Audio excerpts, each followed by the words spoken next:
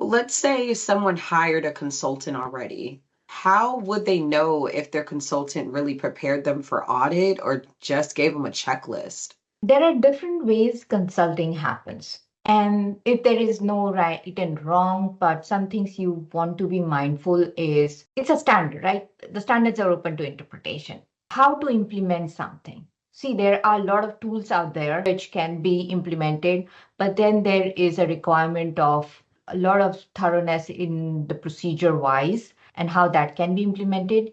That is exactly where you need a consultant to make sure that what are your options?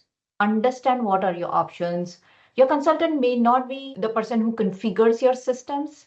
You may have an MSP and they are doing it, or you may have hired an MSP who is going to be your consultant. In either case, as I mentioned, there are multiple ways of doing or implementing requirements in an environment. What works best? Have a conversation and implement them.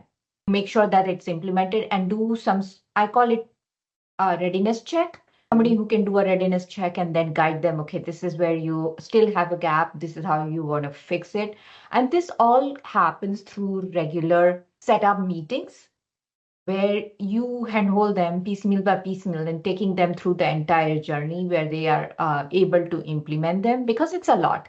It's a lot to get it implemented, to keep a check on things. I have a tendency of saying this is not their only job. People have different day jobs which they are delivering to. So this is a portion of their work, but not their entire job profile. So you want someone who will be as invested in your success. You get the idea when you're talking to an individual that is this individual committed to my success, and they will be the people who will give me quite the response I need in order, because sometimes clients also don't know what questions to ask. True.